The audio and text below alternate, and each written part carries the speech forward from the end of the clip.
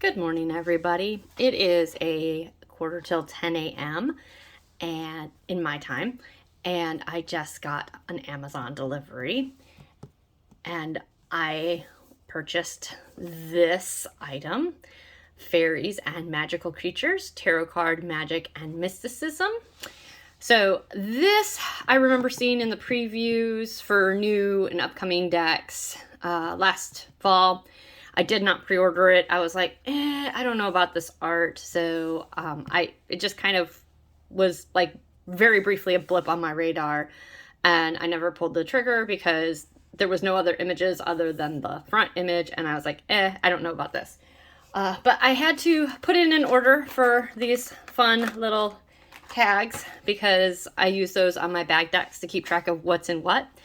And I needed something to go over the minimum order to get my free shipping because I'm not an Amazon Prime member. And I had seen very briefly a card from this deck that had caught my attention. And I was like, you know what the heck? We'll just go ahead and get it. So this was my with other purchase to go and get free shipping. So anyways, without further ado, let's go ahead and take a look at this thing. Again, Fairies and Magical Creatures, Tarot Card, Magic and Mysticism. This is from Mango. I've never heard of this company before. I don't have anything by this company, so this is new. I think it said it came out in November last fall. This is a couple of the other cards you might expect to be in here. And let's see, it is a magnetic flip box. That's the side. The other side, it is a nice hard box. It's not terribly big. I did open it long enough to get the packaging off. It comes with this guidebook. It is not a hard cover, but it's not a soft cover either. It's got a little bit of thickness to it. There are color images. Let me get this out of the way right quick. Have a sip of my coffee.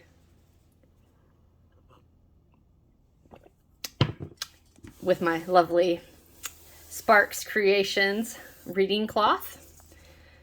Anyhow, there is full colors. It does mention who or what is pictured in the card, for the majors at least. Looks like we have in the court cards a description of who is in the cards, and then in the numbers we just have a little write-up. Let's see, what else do we have in here? Let's go to the beginning. We have Fairies and Enchanted Creatures, this deck and Fairies, Major Arcana, Minor Arcana, reading and interpreting the tarot cards. Looks like we have some spreads and some final messages. Oh, it looks like for the messages, we have a little synopsis. So if you don't want to read the whole guidebook and you just want keywords, this is where you're going to find that. So it's a decent little guidebook. So far, so good. Let's go ahead and put this off to the side. Then, the only thing so far that irritates me is I hate when companies do this. If you have a nice hard box, why are you putting your cards in the tuck box? Just put them in that little flap. This is just extra packaging. More than likely what will happen is this big box will go in my extra packaging storage and I'll just put the tuck box on the shelf because I hate extra packaging. I did the same thing with the Wild Unknown decks. Why do you guys keep putting so much extra packaging in these decks? It's just a waste of trees. Just either do or don't do a tuck box. Take your pick. Anyhow, rant aside. Here we have the cards.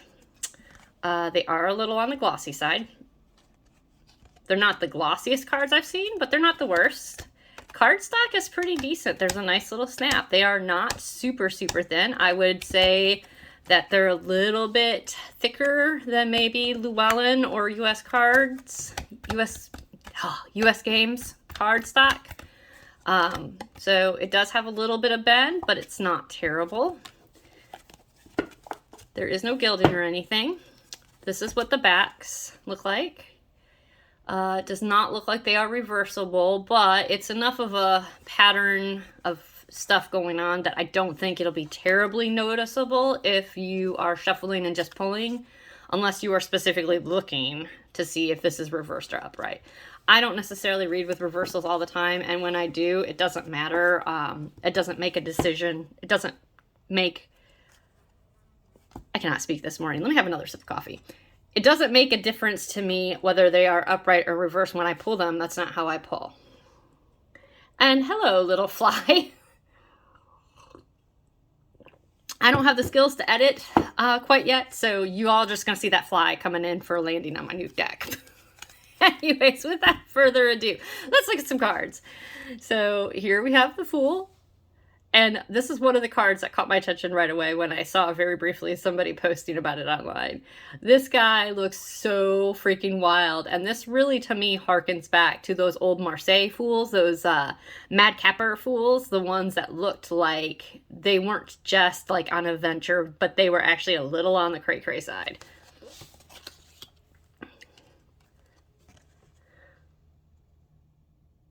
I'm not sure how I feel about the magician being a leprechaun, but I do like that they show him kind of fixing these shoes. He's taking care of business.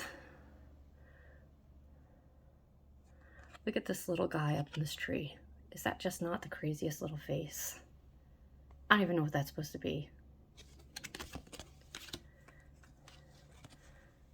High Priestess.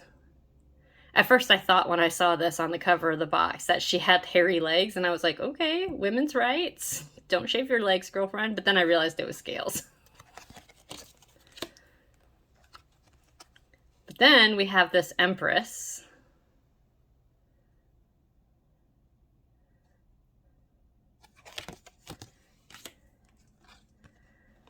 The Emperor.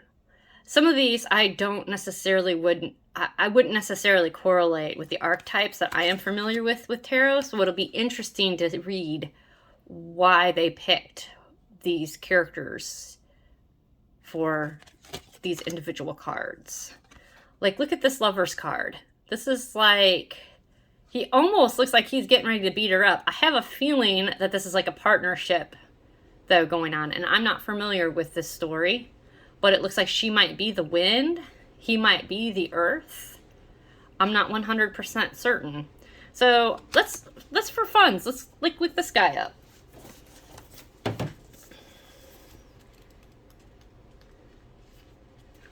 All right, so this says it's Granny Squanet and Mossop. I don't know these names. I apologize if I just completely mispronounced them. One of the North American island of Nantucket, storms brew on the ocean and land dance and fight with each other. If you squint and stare into its vortex, you can see two figures bickering and hugging. One is the tiny old woman who leaves the prince of a rabbit, Granny Squanet, and the other is her husband, the giant Mossop. She is a wise woman of the small group of people who control the weather. He is the hero creator of the island, born from the ashes of his pipe, a companion of whales and giant frogs. The weather and land, like the Arcana card of the Lovers, represents the constant search for the other, the clash and the union of opposites, the lusting power of love that fulfills even difficult and tempestuous choices, so that one may continue on their journey with someone else. When the water meets the wind and the stone emerges from the sea, the beauty is frightening and untamable. When we let love choose for us, we lose a bit of certainty, we become part of the world. Oh, so yeah. Like, I can see that. So maybe if you're not familiar with these stories, it'll give you a little jumping off point to do some more research. The Chariot, he's trying to take control of this horse. I do see that. Grabbing the reins and taking control of your life. Strength. Oh, I really do like this Hermit card. I guess I just haven't seen that one before. Looks like he's in like a little cemetery. And I'm going to stop talking, and just flip through these cards unless I have something to say specifically about that card. Ooh, so I like this. I kind of wish they had shown her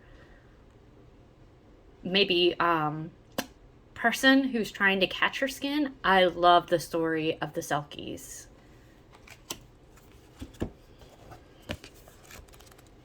Let's pull out the guidebook real quick.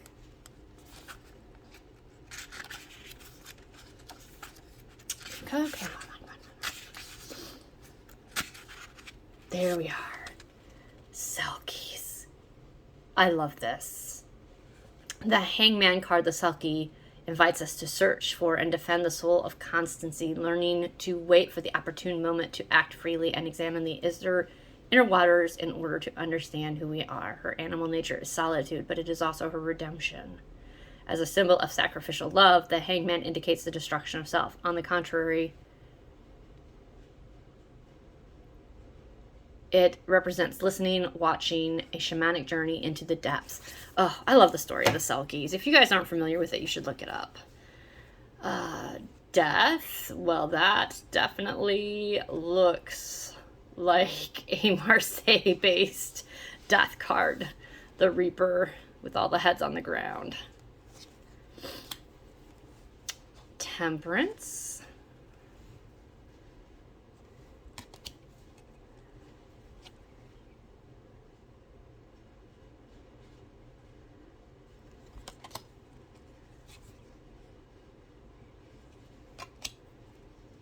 Oh, what a beautiful star card.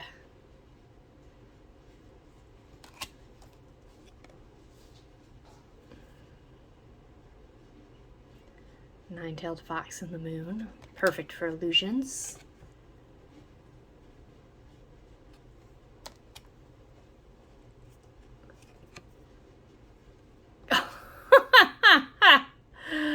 Oh, I am really loving the art in this deck, y'all. And this is not a terribly expensive deck. I think this was like 20 US dollars. I'll tell you in a minute. So now we're going into the wands.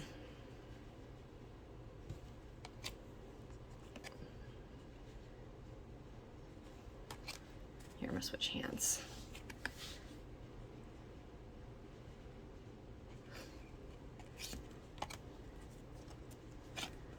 I love me a good fairy tale deck, and while like I said, the art doesn't always initially convey the meanings that we may be familiar with, you can see what's going on by looking into the guidebook and maybe looking into these stories a little bit more. But I'm really digging the art in this deck. I am glad that I didn't just poo-poo it based on the one image that was available on Amazon.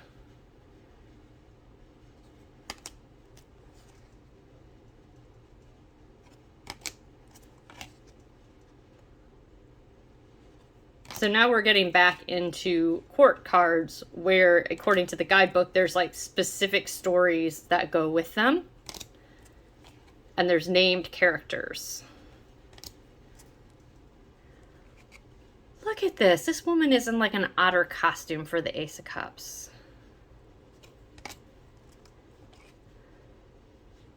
Look at this Three of Cups. They're riding their seahorses and having a great time. Oh. That's an interesting Four of Cups.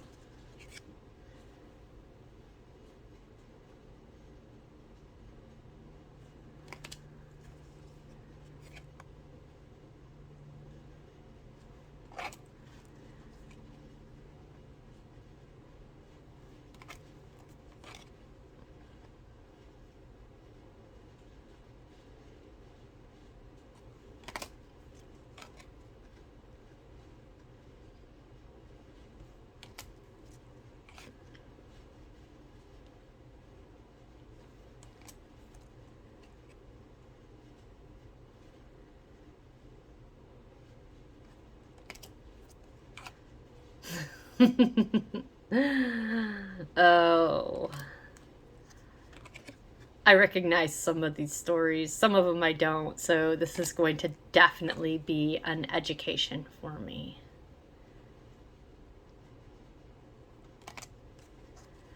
Look at our Ace of Swords. So it looks like in our aces, we have people dressed up as a specific animal. So like this looks like we have a goose. Or a swan? I don't know. I kind of feel like it might be a Canadian goose.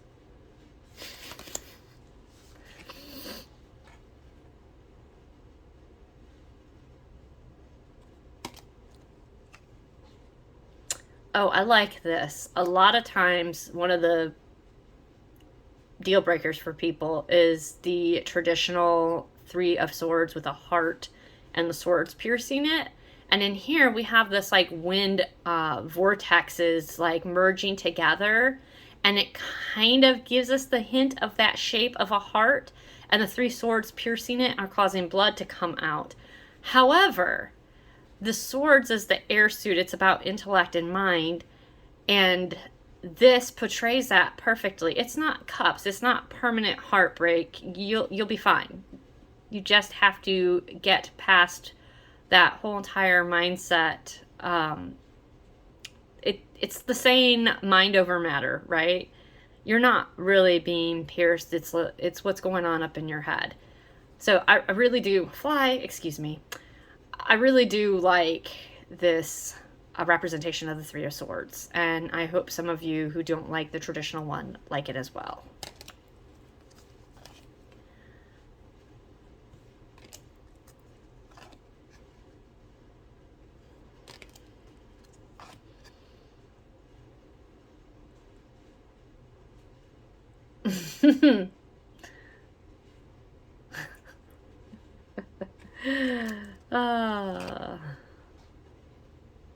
I am really liking this deck.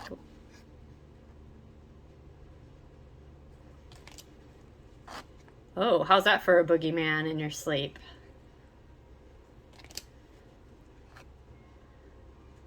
Oh, that's such a sad Ten of Swords. You can really see the finality of complete destruction of what was.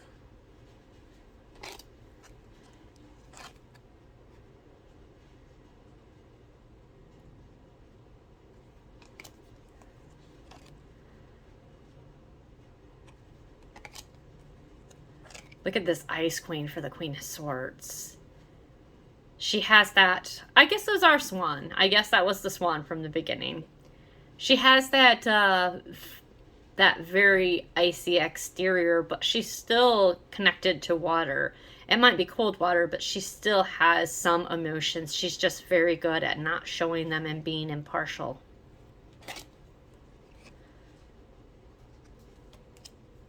And here we have our pentacles, and he's dressed up as a little hog. Looks like a wild boar.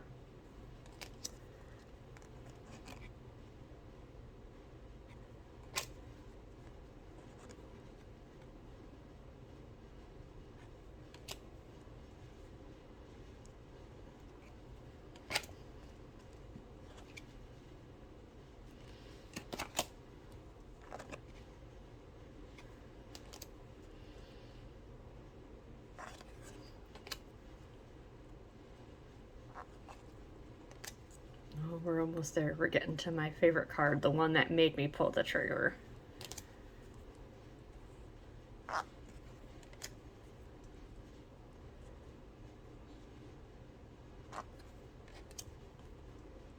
Look at this little reference to Narnia. I like that. And you ready? Ready for it? Dun dun dun. How am I going to resist a deck with David Bowie? Labyrinth, one of the greatest movies ever in my humble opinion. Love this card. This is what made me go, oh my gosh, I have to have this deck.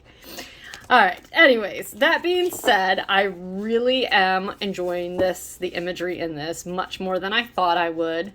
Let's give it a quick little shuffle. There is a little bit of I just noticed this just now. There is a little bit of a bow that comes with it, like before anything's been shuffled or anything else. I literally just got this deck in today, so I have not shuffled it or anything. I only took the plastic off enough to get it set up. It is thick enough that I Yeah, you're not going to be able to really riffle shuffle it that well. So it is a little bit thicker than like the US games or the Wallen cardstock. Maybe if you have bigger hands than me, you might be able to.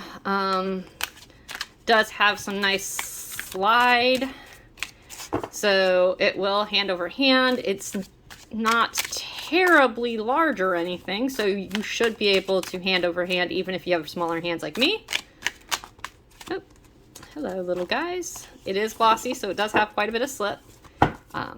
So yeah, it will be a nice smooth hand over hand.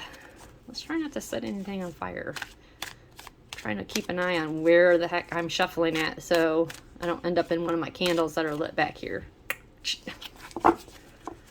So that wasn't a very thorough shuffle, but we're just going to pull one for funsies.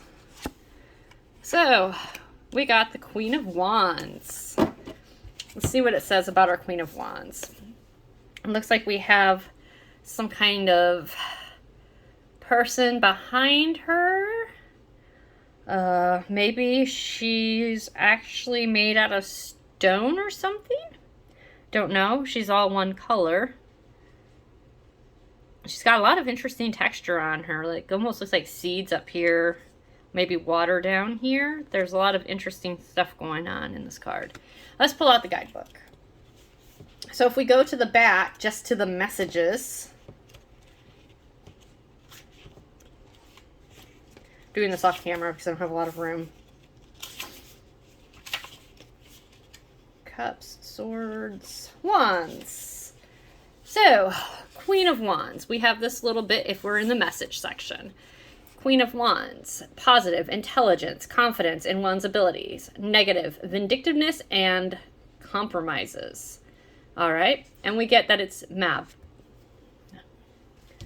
So then we can go and actually look at the big write-up because I'm interested in what the big write-up says.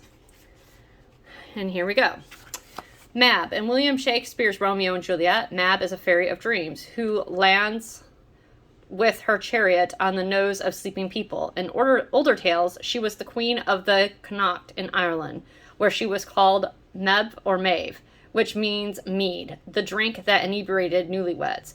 The body of Mab is buried on the hill of Knocknarea below a giant tomb of stones, but her spirit lives on the earth, guarding the lines between the living and dead. A mother and warrior as the Queen of Wands, Mab is untamable and original and full of resources. Sometimes she oversteps, becoming capricious, selfish, and chaotic, but in general, she is a good ally who instills optimism and a bit of reverence. So you can see that's how the write-up goes. And if you wanted to, you could go and do further research on this particular character and find out how she relates to the Queen of Wands even more to you. So that's how it is. Again, I think that this is going to be a fun deck to learn some fairy tales, maybe more obscure ones, and also just to enjoy the art, because this is like probably a silly fun deck that I'm going to enjoy using. I don't know that I will do client readings with this anytime soon, but yeah, I'm pretty happy with my purchase. Oh, I did tell you I was going to come back and look at the price on the back of the box. I don't know if you can see this. It's teeny tiny. It's right here, US $19.99. I'm not sure what that is in your currency, but if you do a search, you can probably put in a currency conversion.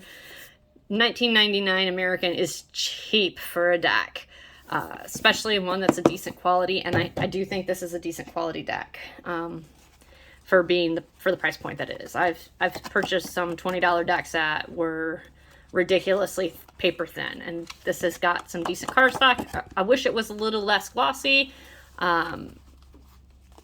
but for the kind of art that's on here, you almost need a glossy deck to get that vibrancy of color.